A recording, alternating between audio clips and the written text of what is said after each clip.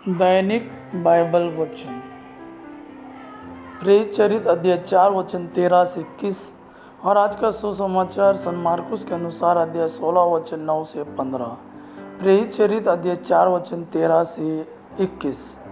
पेतरुस और यूहन्ना का आत्मविश्वास देखकर और उन्हें अशिक्षित तथा अज्ञानी जानकर महासभा के सदस्य अचंभे में पड़ गए।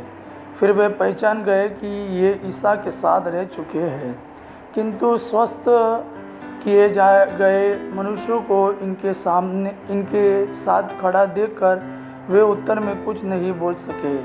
उन्होंने पेतरुस और यूहन्ना को सभा से बाहर जाने का आदेश दिया और यह कहते हुए आपस में परामर्श किया, हम इन लोगों के साथ क्या करें। यरूशलेम में रहने वाले सभी लोगों को यह मालूम हो गया कि उन्होंने एक अपूर्व चमत्कार दिखाया है। हम यह अस्वीकार नहीं कर सकते। फिर भी जनता में इसका और अधिक प्रचार ना हो, इसलिए हम इन्हें कड़ी चेतावनी दें कि अब से ईसा के नाम पर किसी से कुछ नहीं कहोगे।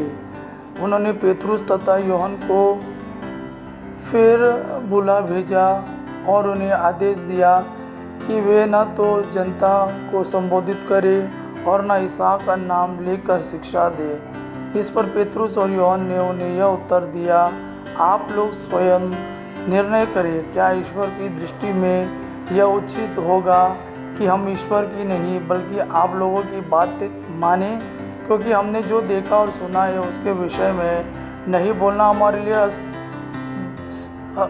लिए संभव नहीं।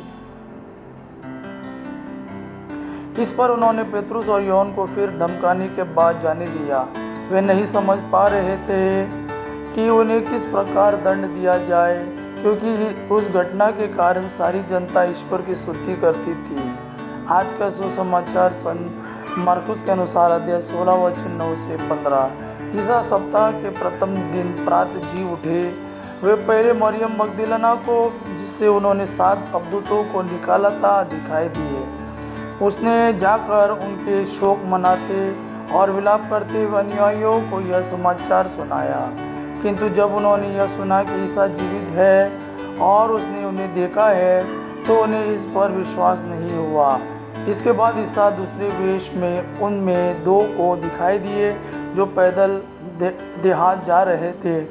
उन्होंने लौटकर शेष शिष्यों को यह समाचार सुनाया, किंतु शिष्यों को उन दोनों पर भी विश्वास नहीं हुआ।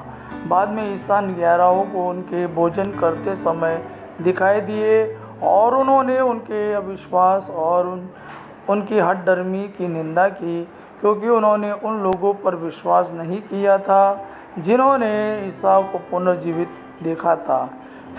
इसके बाद ईसा ने उनसे कहा, संसार के कोने कोने में जाकर सारी सृष्टि को सुसमाचार सुनाओ।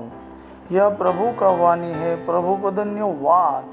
आबा पिता की महिमा और पुत्र यीशु का प्रेम आप पर सदा सर्वदा बना रहे। आमीन।